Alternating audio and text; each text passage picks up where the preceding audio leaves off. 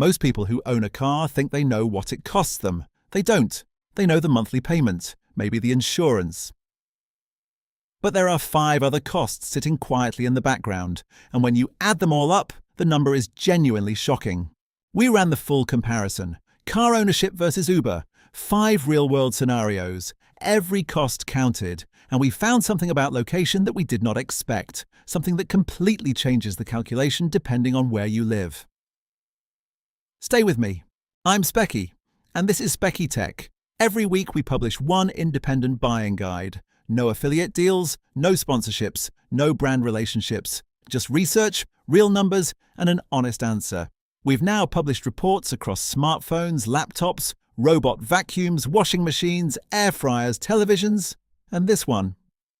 Transport. And here's something we track across every report we publish. The total amount of money our readers have identified they could save. Right now, that number stands at over $38,000. $38,000 in avoidable spending, found by people who took the time to read the numbers before they bought. This report adds to that total, and by the end of this video you'll understand exactly why, because the gap between what people think transport costs them and what it actually costs them is one of the biggest we've ever measured. Here's the mistake almost everyone makes. When you buy a car, the salesperson talks about the monthly payment. That number feels manageable. $400 of $500. Maybe you add your insurance premium on top and call it done. But a car has a full cost stack, and most of it is invisible. Depreciation. The moment you drive a new car off the forecourt, it begins losing value. On a new vehicle, that loss can run to $3,000, $4,000, even $5,000 in the first year alone. No bill arrives, no reminder, the money just quietly disappears. Then there's fuel, maintenance, tires, brakes, servicing, registration and road tax. Parking, whether that's a monthly permit or daily charges you stop noticing because they're so routine. And if you finance the car, which most people do, there's interest on top of all of that. Add the full stack together and the real annual cost of owning a car is typically between $8,000 and $14,000 per year, depending on the vehicle and how much you drive. Not the monthly payment, not the insurance, the everything number. And most people have never seen it written down. Now here's the thing that genuinely surprised us when we built this report. You might assume that Uber is expensive everywhere, and that owning a car is always going to be cheaper in the long run. That's what most people assume, but Uber pricing varies dramatically by city, not by 10 or 20%.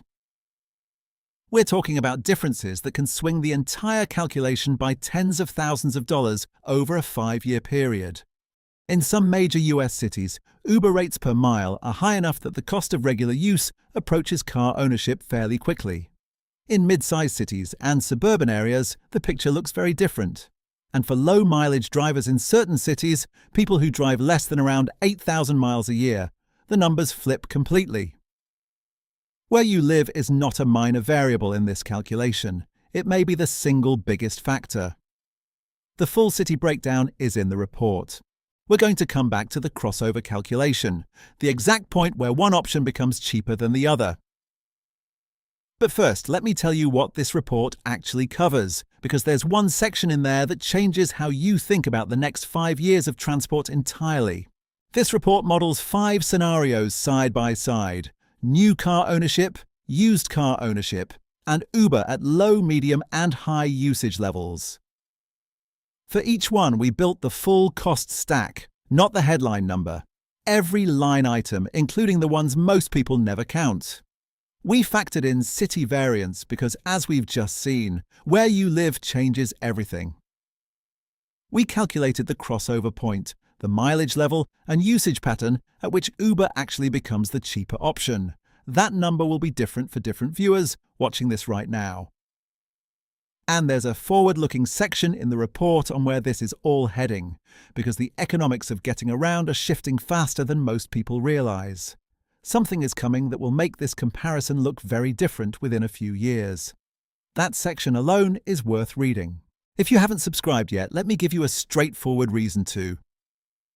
We've now identified over $38,000 in avoidable spending across our reports.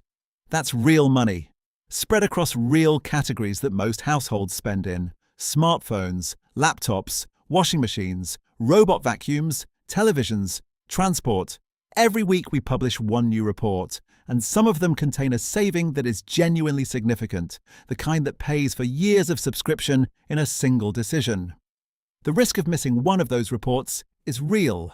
Subscribe so you don't. And right now, 6 of our reports are completely free. No subscription needed. Just go to SpeckyTec.com and start there. The full breakdown for this report, all 5 scenarios, the city variance data, the crossover calculation, and the forward-looking section is at SpeckyTec.com. And if you know someone who is thinking about buying a car, or someone who owns one and has never sat down to add up what it's actually costing them every year, send them this video. It might be the most useful thing you share this week.